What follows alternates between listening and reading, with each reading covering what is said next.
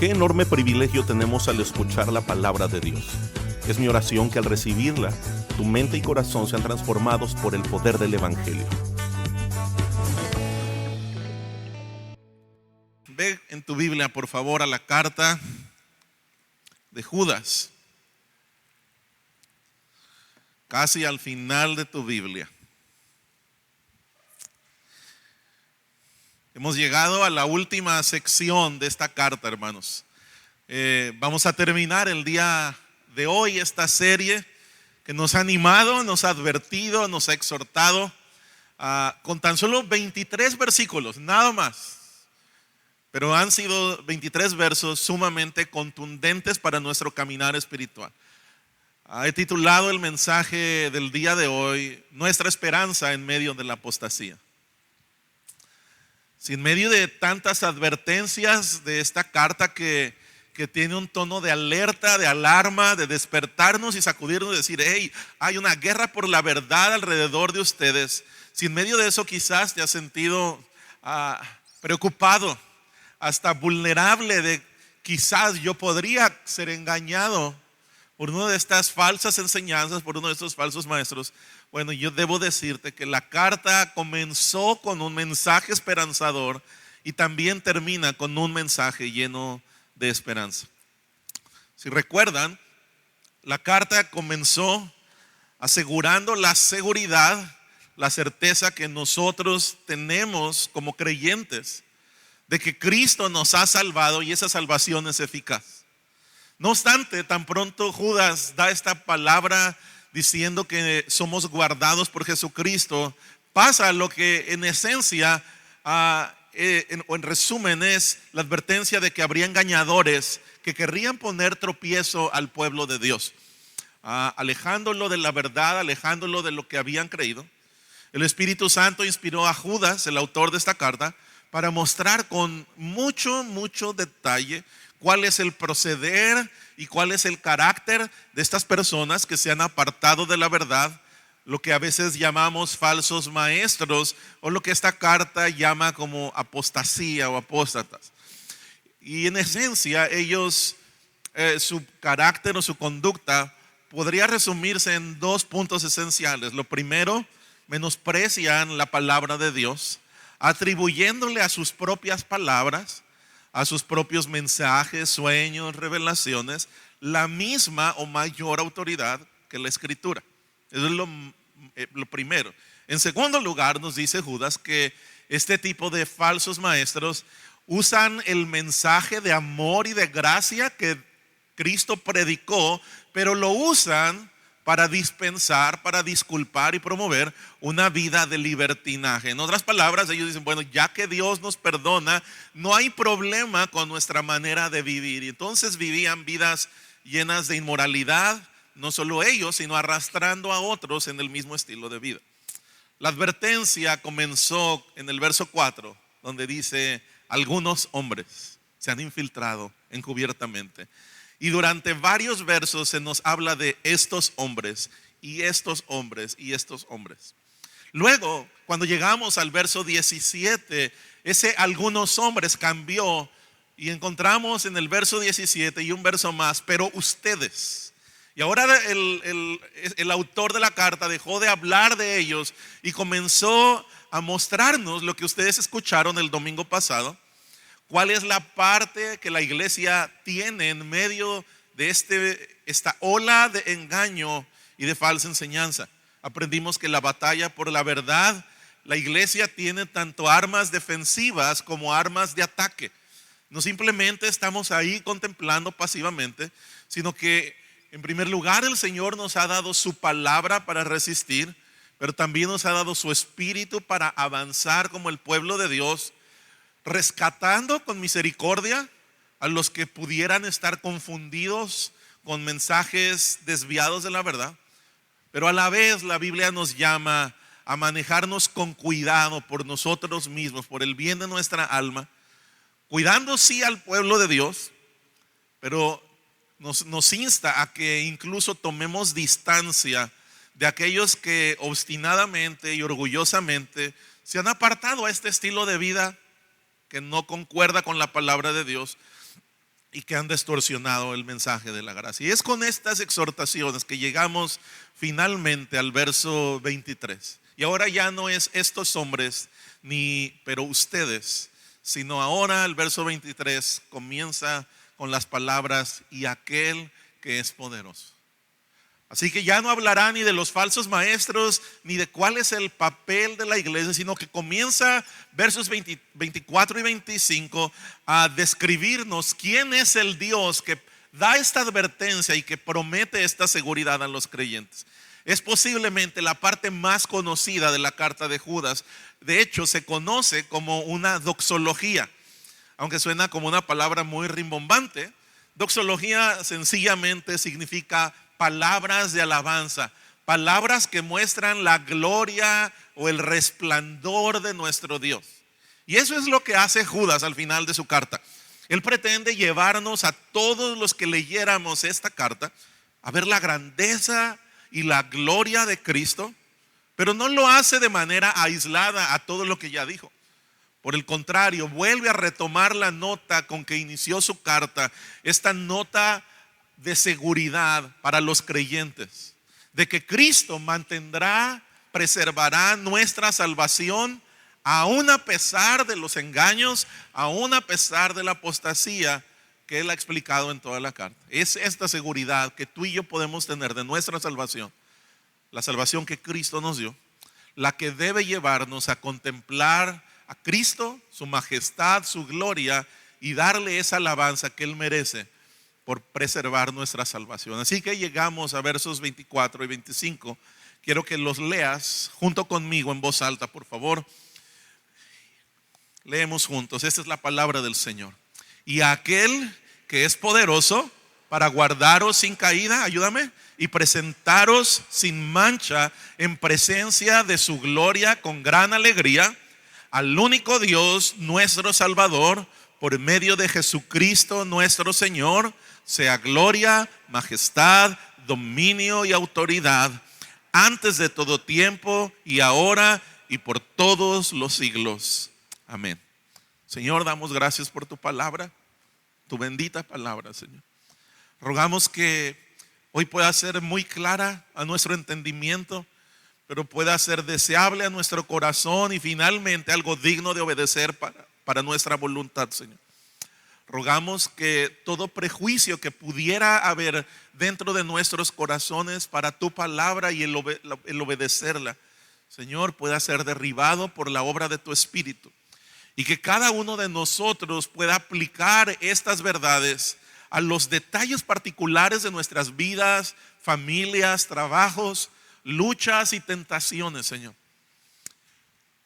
Que no nos demos la libertad, no nos sea posible darnos la libertad de aplicarlo solo a las áreas cómodas y sencillas, a las áreas donde conviene a nuestros intereses, sino por el contrario, Señor, por la obra maravillosa de tu Espíritu, que es capaz de vencer el corazón más duro de nosotros, podamos aplicar esto precisamente a esas áreas donde nos hemos resistido, donde no hemos crecido, donde nos ha faltado mirar a Dios tal cual es y reconocerle y alabarle, Señor. Lo pedimos en el nombre de Cristo Jesús. Amén y amén. Hermanos, quiero comenzar con una pregunta después de esta breve introducción que hemos hecho. ¿Cuántos de ustedes han comprado un producto cualquiera? Puede ser uno muy pequeño, puede ser uno muy costoso. Un producto bajo la promesa de que tiene una garantía de por vida. Levanta tu mano, sí. Déjenla arriba, por favor. Mira cuán poquitas manos, ¿verdad? Pueden bajarla. En realidad, ¿qué es una garantía de por vida? Una garantía de por vida es la promesa del fabricante de un producto de que ese producto funcionará correctamente durante toda su vida útil y que ante cualquier falla Él va a responder para que tú sigas teniendo los mismos beneficios por los que pagaste. no se refiere a la vida tuya, sino a la vida del producto. Si se dieron cuenta, eran muy pocas manos, porque para nuestros días son muy poquitas las cosas que tienen una garantía de este tipo. La mayoría de los productos que compramos tienen una garantía por una semana en la tienda, un mes con el fabricante, un año o dos con pago. Productos más costosos como un coche o algo parecido generalmente tienen alguna garantía o la posibilidad de extender esa garantía 3, 4 años, pero solo en ciertas partes que por lo general casi nunca se descomponen. Pero no entran ahí las partes más susceptibles de daño, o que como sabemos en este mundo donde ya hay una obsolescencia programada, incluso ciertas partes van a fallar como si estuviera cronometrado justo cuando se acaba la garantía, ¿verdad? Hermanos, incluso si alguno de ustedes tiene un producto de ese tipo, donde hay una garantía que te dijeron que era de por vida, pues yo te recomendaría que regreses a tu casa y leas las letras chiquitas de la nota de venta, porque generalmente esas garantías de por vida son limitadas, lo que significa que la garantía no es absoluta. El fabricante va a responder siempre y cuando se haya usado en condiciones normales, siempre y cuando no lo hayas mojado, siempre y cuando hayas hecho caso de todas sus instrucciones y puedas presentar la fe de bautismo de tu bisabuelita, algo parecido. En otras palabras, lo que te comunican es que al final de todo lo que pagaste va a depender de ti que la garantía funcione.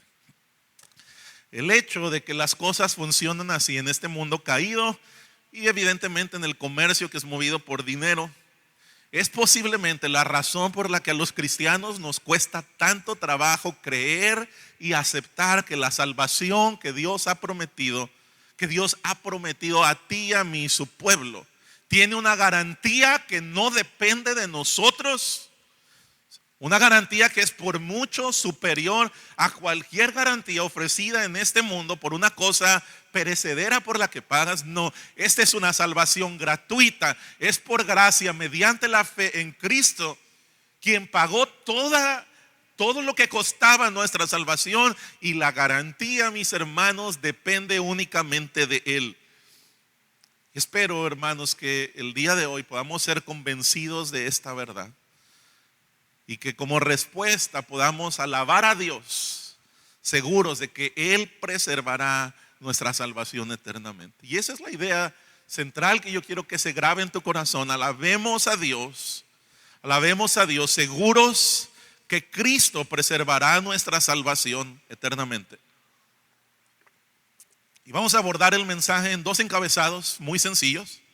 En primer lugar, vamos a ver la obra que Dios promete. ¿Qué es la obra que Dios promete? Que Él preservará la salvación de su pueblo. Nuestro Dios preservará la salvación de su pueblo. En segundo lugar, vamos a ver las virtudes de este Dios que hace la promesa. Estas virtudes que hacen de nuestro Dios un Dios digno de alabanza, por eso que Él nos ha prometido.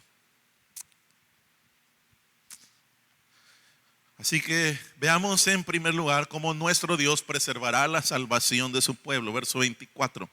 Y aquel que es poderoso para guardaros sin caída y para presentaros sin mancha en presencia de su gloria con gran alegría.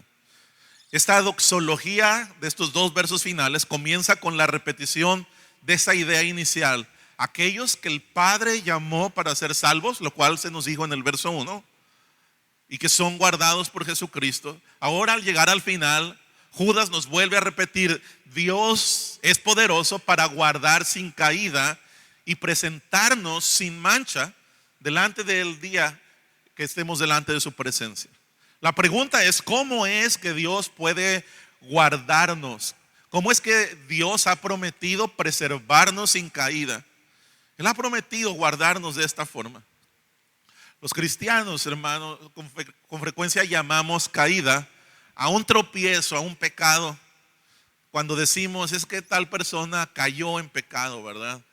Estamos tratando de referir que alguien o nosotros mismos caímos en una tentación. Pero resulta obvio que eso no es a lo que Judas se refiere.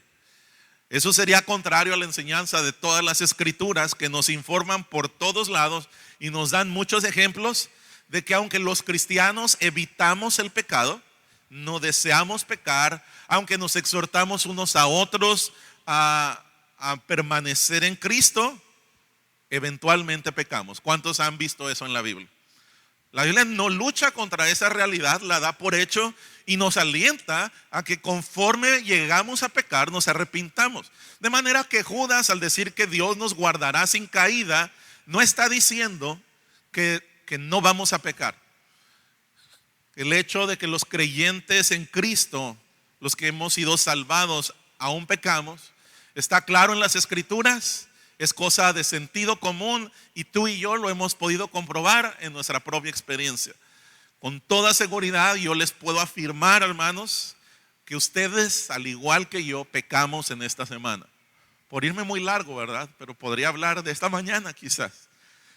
No sé cómo fueron tus pecados más recientes, pero con frecuencia pecamos con nuestras palabras, pecamos con nuestras acciones, con nuestros pensamientos, con nuestras intenciones, con nuestros deseos, con cosas que dejamos de hacer, cosas que vemos, que oímos, lugares a los que vamos donde no deberíamos haber ido, etcétera, etcétera. El apóstol Juan resalta esta verdad al decir en su primera carta, capítulo 1, versos 8 al 10. Puedes leerlo en la pantalla. Él dice de la siguiente manera: a creyentes, si decimos que no tenemos pecado, nos engañamos a nosotros mismos y la verdad no está en nosotros. Si confesamos nuestros pecados, Él es fiel y justo para perdonarnos los pecados y para limpiarnos de toda maldad. Pero si decimos que no hemos pecado, ¿qué dice? Le hacemos a Él mentiroso y su palabra no está en nosotros. Así que la Biblia, incluido Judas, está claro que los creyentes verdaderos, es verdad, un día seremos glorificados, seremos librados por completo de la influencia de nuestra naturaleza pecaminosa, pero mientras vivimos en este mundo y con este cuerpo humano, los creyentes todavía pecamos. Los creyentes a la vez no nos deleitamos en el pecado. Hay una gran diferencia entre un creyente y quien no lo es. La diferencia es que el creyente pecará con alguna frecuencia, pero no tendrá gozo en ese pecado. No tendrá deleite tras haber pecado. El Espíritu Santo, dice la Biblia, que nos va a entristecer, nos va a convencer que no deberíamos haber cometido esa acción, no deberíamos haber tenido ese pensamiento o dicho esas palabras. Nos va a conducir al arrepentimiento y nos va a instar a no pecar nuevamente. En otras palabras, los creyentes todavía pecan, aunque no se deleitan en el pecado y por supuesto no practican, no viven practicando el pecado. Llegan a pecar, pero no es el estilo de vida de ellos. Es diferente llegar a pecar que practicar el pecado. Alguien lo ilustró como la diferencia entre una oveja y un puerquito. Es posible que la oveja en alguna ocasión se salga del redil, se le escape a un pastor humano y caiga en el lodo y posiblemente ahí coma basura y se enferme. Y evidentemente eso le va a hacer mucho daño a esa oveja, porque su pelaje no está diseñado para vivir en el lodo. Su estómago no está acostumbrado a comer lo que comería un cerdito. Pero si llevamos a un cerdo al redil de las ovejas y lo pintamos y le pegamos pelitos, ¿verdad? Como si fuera una oveja, no por eso él va a dejar de querer ir al lodo. El cerdo no va a dejar de buscar la basura, no.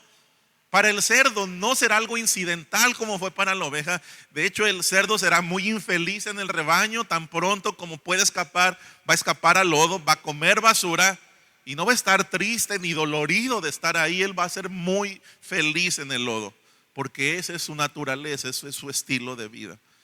Mis hermanos, de la misma forma, los creyentes no vivimos en el pecado, no nos deleitamos en él, ni podemos, dada nuestra nueva naturaleza en Cristo, no podemos permanecer ahí por mucho tiempo. Volviendo al texto, Judas afirma que Dios es poderoso para guardarnos sin caída. Y vuelvo a resaltar, él no está hablando de pecados ocasionales que cometemos, de los cuales nos arrepentiremos, como acabamos de ver. La caída de la que Judas está hablando, que Dios nos guardará, es de una caída que refiere el abandono total de la fe, justo como esos hombres que él ha narrado en toda su carta, que se apartaron, que cayeron de la verdad.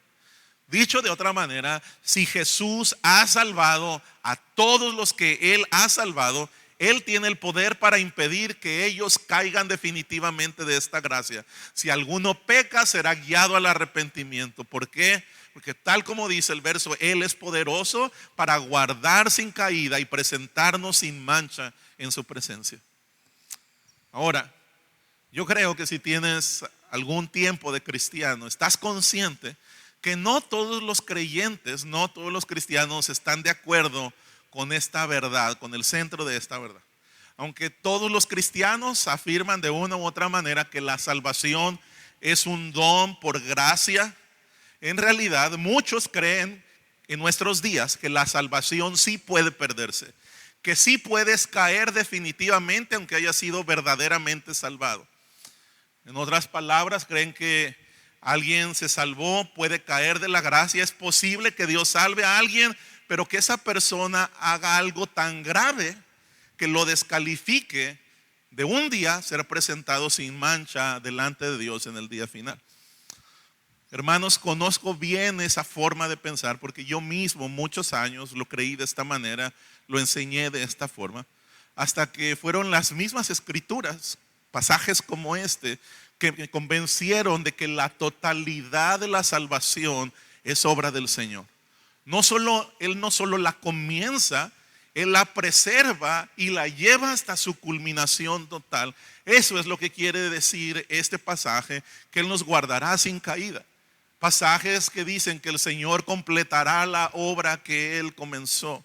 Este verso no nos deja lugar a dudas junto con muchos otros. Además es consecuente con las enseñanzas de Jesús y con el resto de las escrituras. Solo por citar una escritura más y quiero remitirme a las palabras de Jesús en Juan capítulo 10, versos 27 al 29. Mis ovejas oyen mi voz y yo las conozco y me siguen. Y yo les doy vida eterna y jamás perecerán y nadie las arrebatará de mi mano. Mi Padre que me las dio es mayor que todos y nadie las puede arrebatar de la mano del Padre. Mis hermanos, como puedes ver, Jesús es contundente en decir: mis ovejas oyen mi voz, nadie las va a arrebatar de mi mano. Él no dice, bueno, yo las tengo agarradas, pero si ellas se sueltan ya es bronca de ellas, ¿verdad? No. El énfasis de todo el verso es: jamás perecerán porque nadie las puede arrebatar de mi mano.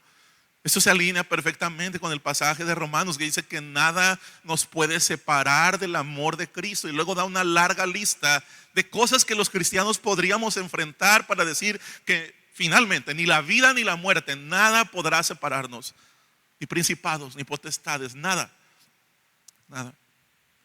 Pero a veces quienes enseñamos esta verdad se nos acusa de decir que lo que estamos enseñando es a tener una vida de disolución. Y lo dicen con una frase: enseñan que eres salvo, siempre salvo. Y lo que tratan de resumir con esta frase es que nosotros enseñamos que no importa lo que hagas, vivas como vivas, de todas maneras vas a ir al cielo. Pero hermanos, yo debo decir, eso es una caricatura mal representada de lo que creemos. Creemos en realidad que si Dios garantiza la salvación eterna de todos los que hemos creído, tal como he afirmado esta mañana, también junto con eso afirmamos que un verdadero creyente va a vivir una vida santa. No promovemos una vida de libertinaje, no es lo que la Biblia enseña. La carta de Judas termina diciendo que podemos confiar en esta seguridad que Cristo nos ofrece, sí, Él preservará a los suyos, pero antes de eso pasó por lo menos 20 versos diciendo: no sigan a estos que llevan una vida desordenada. De manera que sí, un verdadero creyente no perderá su salvación, pero también un verdadero creyente vivirá una vida santa, no vivirá una vida de libertinaje. Sí, debe quedar claro que si alguien trata de usar su fe, hablar del amor de Dios, de la gracia de Jesús, para con esa gracia escudar una vida de pecado, hermanos, es obvio, esa persona no ha nacido de nuevo, no entiende el mensaje de salvación. Pero qué alegría es para nosotros descubrir que Dios no solo inició nuestra salvación, Él la sostiene ahora mismo. Y Él garantiza que mañana nosotros seguiremos siendo salvos, porque su vida y la salvación que prometió con ella son eternas. Hermanos, si la vida que Cristo prometió pudiera perderse, entonces no es vida eterna. Es vida por un tiempo, pero no vida eterna. Y si la podemos perder, ¿con qué pecado la perdemos? Parece que esa postura no nos resuelve muchas dudas. Y si la podemos perder, ¿podemos recuperarla? ¿Y cuántas veces?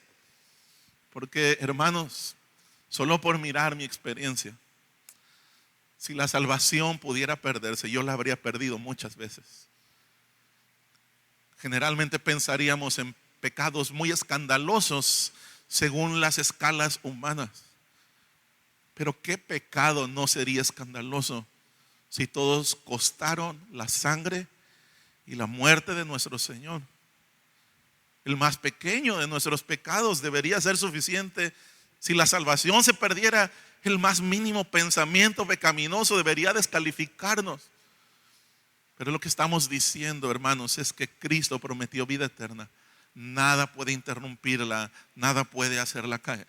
La garantía de nuestra salvación no es una garantía con letras chiquitas que finalmente acaba dependiendo de nuestro desempeño, sino una salvación que Cristo mismo pagó y por tanto Cristo mismo garantiza.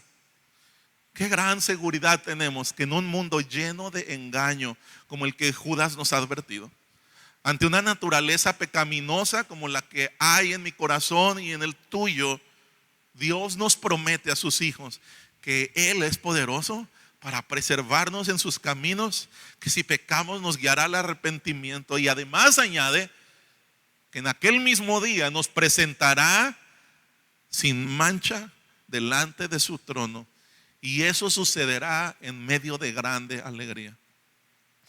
No sé ustedes, familia, pero con alguna frecuencia yo debo reconocer que me he sentido abrumado por mi condición pecadora. Y he pensado que voy a estar un poco descolocado en el cielo. Así como el que aprobó la materia, pero aprobó de panzazo. O como el que está en la fiesta, pero lo invitaron por compromiso y no conoce a nadie. Pero hermanos, si alguno se ha sentido así también, yo quiero recordarte que según la palabra de Dios, ese no será tu caso en el cielo. El Señor promete que la obra que Él hará en ti y en mí aquí en la tierra no es la de meternos a fuerza en el cielo.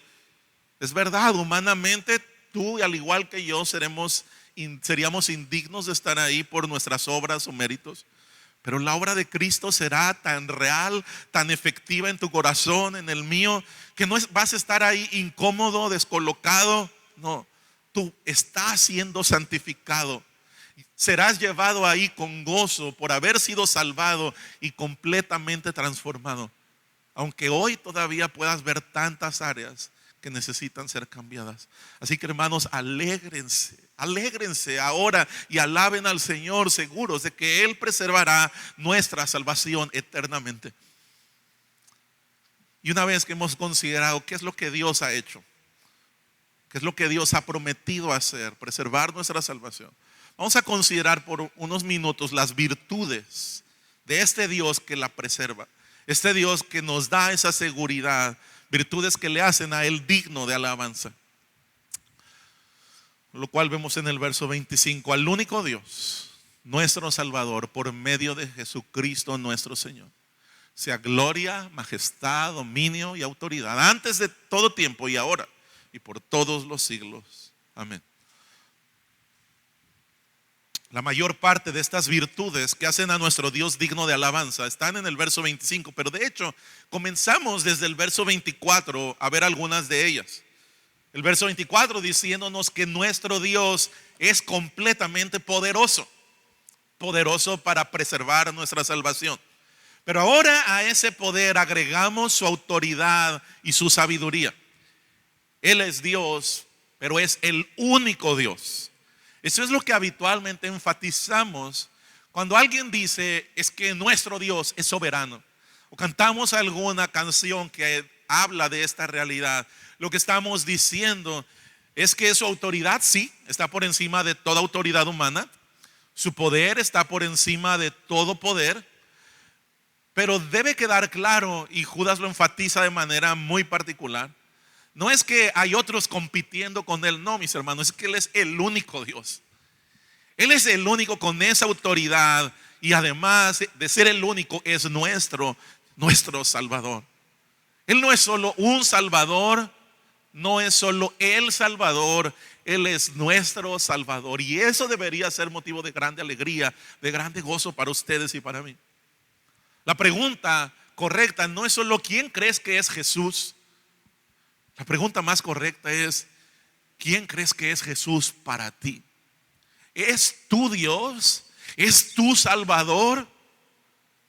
Solamente tu relación da para reconocer que es Dios y es el Salvador de la humanidad. ¿Has conocido su poder realmente?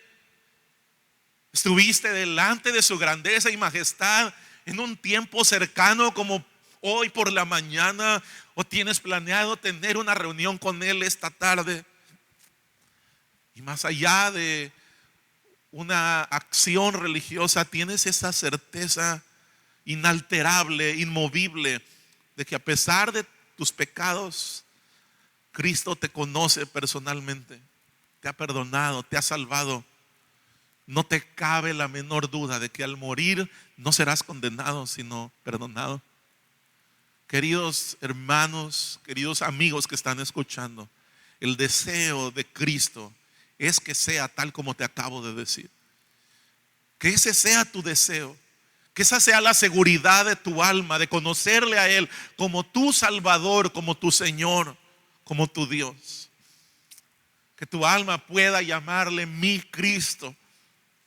Pero si hubiera alguna duda en tu corazón al respecto de si hay esta relación o no, de dónde pasará tu alma la eternidad, si hay alguna duda en tu corazón, quizá porque sabes que el pecado para ti no es algo ocasional, como hemos dicho que debe ser para los hijos de Dios, sino que alguna área de pecado se ha convertido en un estilo de vida, en algo que te ha esclavizado, en algo que te ha atado. O quizá porque sabes que cierto pecado no te entristece, como la Biblia dice que debe entristecerse el corazón de los hijos de Dios al pecar, sino que por el contrario has hallado deleite y recurrentemente estás volviendo una y otra vez a ser seducido por este hábito de pecado. O quizá sobre todo porque al escuchar de este Salvador poderoso no tienes hoy esa certeza. ¿De dónde estarás por la eternidad? De que tu salvación será preservada, está segura en Cristo. Si hay al menos una sombra de duda en tu corazón, no importa cuánto tiempo tienes escuchando el Evangelio, no importa siquiera si eres miembro de la iglesia, si sirves en algún ministerio o si es la primera vez que estás aquí, eso no tiene ninguna importancia. Escucha, si tienes alguna sombra de duda, entrega hoy a Cristo tu vida. Ríndete a Él, pídele que perdone tus pecados. Pídele, Señor, dame un nuevo corazón, no un corazón religioso, no un corazón que quieres simplemente cumplir con algo de devoción personal, sino un corazón verdaderamente rendido a ti. Pídele que te conceda la vida eterna y seguridad eterna al confiar en que tú no puedes salvarte ni sostener tu salvación, sino que solo Cristo puede salvarte y solo Cristo puede preservarte salvo hasta el final. El texto añade a este poder del que hemos hablado. Dice que nuestro Dios tiene también todo el dominio y toda la autoridad. En otras palabras, nadie se compara con la autoridad y con el poder que Dios tiene. Por ejemplo, nadie tiene el poder de establecer qué es lo bueno y lo malo. Ya Dios lo ha hecho y lo escribió en el corazón de los hombres. Y si solo Dios puede establecer lo que es bueno y malo, solo Él puede conocer, solo Él puede perdonar o condenar a los pecadores. Y para bien nuestro, para bien tuyo y mío, Él ha dicho que si venimos a Él reconociendo con humildad su grandeza y nuestra pequeñez, su santidad y nuestro pecado, nuestra muerte espiritual y su poder de ofrecer vida eterna, si reconocemos esas realidades tan contrastantes, dice la Biblia que Él nos va a dar un nuevo corazón. El pasaje no solo nos habla de su poder y dominio, también nos habla de su gloria y majestad. Gloria y majestad son palabras que casi no usamos, o que realmente no usamos más que en el contexto de la religión. Cuando hablamos del Señor, hermanos, de pronto tenemos que recurrir a palabras que son casi como de otro idioma. Creo que gloria y majestad entran dentro de esta categoría. A menos que tu esposa se llame Gloria, no creo que uses mucho esa palabra. Tampoco majestad. Hablar de gloria y majestad de pronto es como que las decimos con relación a Dios, pero no sabemos muy bien qué significa. Y es obvio, no usamos estas palabras para otra cosa. Pero está bien comenzar por ahí. Por lo menos descubrir que estas palabras nos resultan un poco inusuales e inexactas, al menos nos dan la idea, nos permiten partir de la idea de que Dios está en una categoría completamente diferente a la nuestra. Y eso es un buen inicio, hermanos. Al decir que Dios es glorioso o digno de gloria, estamos atribuyéndole una categoría superlativamente mayor a cualquier cosa buena, hermosa o grande. Estamos diciendo que todas las categorías que tenemos, todas las etiquetas que podemos agregar a cualquier cosa que admiramos o amamos, quedan pequeñas cuando hablamos de nuestro Dios. Al decir que Él es glorioso, estamos diciendo que Él es digno de honor en una forma mayor, en una forma más alta que cualquier otro honor humano que nosotros podríamos rendir. Decir que Dios es glorioso es decir que Él es digno de elogios, de alabanza, de reconocimiento en una medida completa, absoluta. La razón de esta superioridad en el Señor, pues hay muchas razones, pero podríamos decir por lo menos que Él es superior en gloria, porque los hombres pueden llegar a merecer honor o reconocimiento por cierta área de su vida. ¿Es verdad? Reconocemos a alguien quizás por su trayectoria profesional, o a alguien porque realizó un acto heroico. Pero hermanos, escuchen, no hay hombre, no hay ser humano, hombre o mujer, anciano o joven, no hay hombre que sea digno de honor en todas las áreas de su vida. Todos los seres humanos, al menos los mejores de los seres humanos, llegan a destacar en una o dos o en varias áreas, alguien muy admirable. Pero solo nuestro Dios es digno de honor absoluto en todas las áreas de su vida, en todas las áreas de su ser, en todos sus hechos, en todos sus pensamientos, en todas sus palabras y obras. Él es digno de honor y de alabanza, lo mires por donde lo mires. No hallarás en nuestro Señor una faceta menos digna que las otras. Tú no vas a poder contemplar a Cristo, no vas a poder mirar al Padre y al Espíritu Santo por cierto lado que lo encuentres un poco menos desarrollado, un poco deficiente o menos glorioso. No, mis hermanos, tú miras su amor, es digno de alabanza. Tú consideras su justicia es digna de honor. Consideras su santidad. Consideras incluso aquellas cosas donde la Biblia nos habla que la ira del Señor es algo real. Y mira, y contemplas y estudias su ira y mirarás, es digno de alabanza por aquello que produce su ira. Y si te detienes a hacerlo con una mente redimida, no podrás terminar tu contemplación de otra manera que diciendo: a este Dios sea toda la alabanza, sea toda la gloria. Y a eso Judas agrega la palabra que es traducida en la Biblia de las Américas como majestad. Algunas otras versiones dicen magnificencia. Y nuevamente son palabras que no usamos con frecuencia. Cuando la gente dice o escucha majestad, piensa en un rey, en una persona en una posición muy alta, ¿verdad?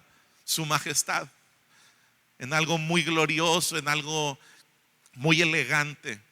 Pero hermanos, la palabra majestad no refiere con mucha exactitud, no nos transmite con toda exactitud como Judas quiso usarla. Hoy en nuestros días nosotros usamos un vocablo más o menos parecido a lo que Judas estaba tratando de decir.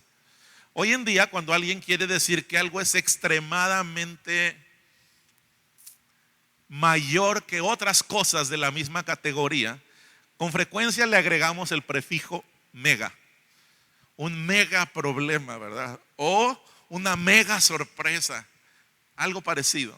Bueno, la palabra que fue traducida como majestad es la palabra megalosón. Así que ya tienes una idea de lo que significa. Magnificencia o majestad simplemente están añadiendo a la palabra glorioso y diciendo: Él es glorioso, pero en una categoría súper mayor a lo que podríamos pensar. La idea es precisamente: Dios supera todo concepto, incluso aquellos que solo usamos para Él. Las palabras que podemos buscar para referirnos al Señor, hermanos, no hacen justicia a estas preciosas virtudes por las cuales nuestro Dios es digno de alabanza. Así que Él es el Rey que tiene todo el dominio, toda la autoridad. Él es glorioso, pero Él es mega glorioso. Es magnificente por todas sus virtudes, por todas sus obras. Y eso es lo que encontramos por toda la Biblia. A los autores tratando de esforzarse, aún inspirados por el Espíritu Santo, pero esforzándose por usar palabras que nos transmitan esta grandeza. Así que miramos por la Biblia, Él no es solamente el Rey, Él es el Rey de Reyes. Él no es simplemente el Señor, Él entra en otra categoría. Él es el Señor de señores. Alguien dijo que magnificencia o majestad, tal como lo usa Judas aquí, es la grandeza de Dios desbordada sobre todo y exaltada por todo en la creación. Y Judas nos exhorta diciendo que debido a que ese es nuestro Dios, el que ha prometido preservar nuestra salvación eternamente, es digno de ser reconocido por todas estas virtudes en una manera gloriosamente grande. Por cierto, cuando la Escritura dice que a Él sea la gloria y grandeza o majestad, hermanos, no está tratando de decir que nosotros tenemos algo de gloria que añadirle.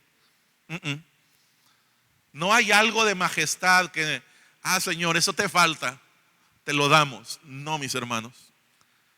Cuando hablamos de darle a Dios la gloria, simplemente estamos diciendo que debemos reconocer, debemos admirar, proclamar sus virtudes excelsas, su grandeza infinita, que debemos dar reconocimiento de su dominio, de su autoridad y todas estas virtudes que le hacen digno de alabanza y a nosotros nos hacen tener esperanza y seguridad.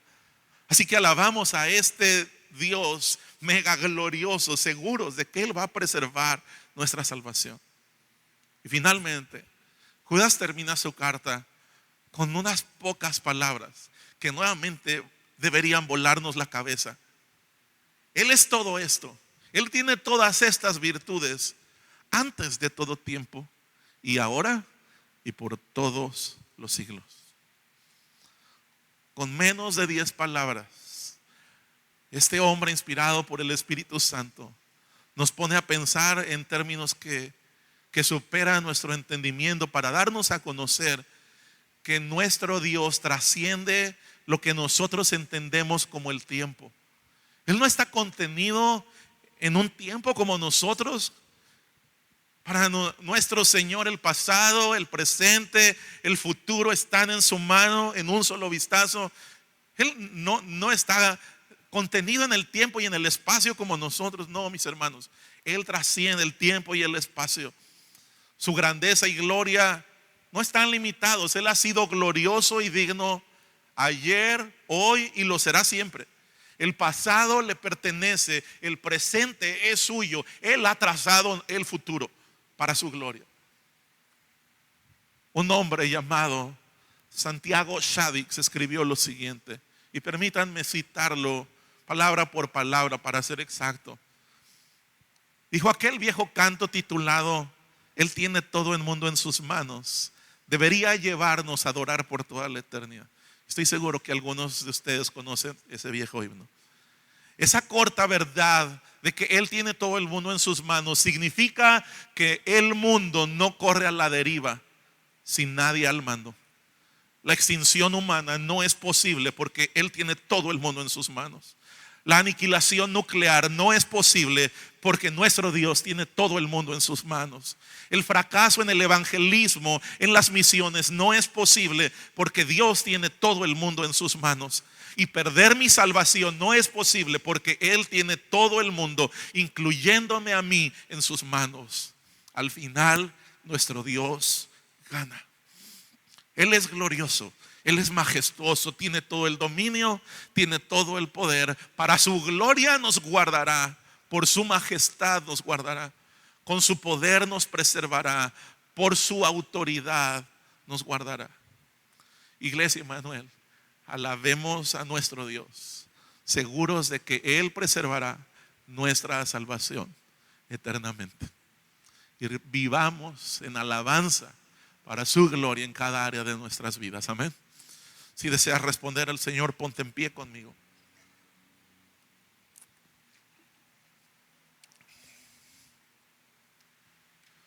Señor, damos gracias por tus palabras.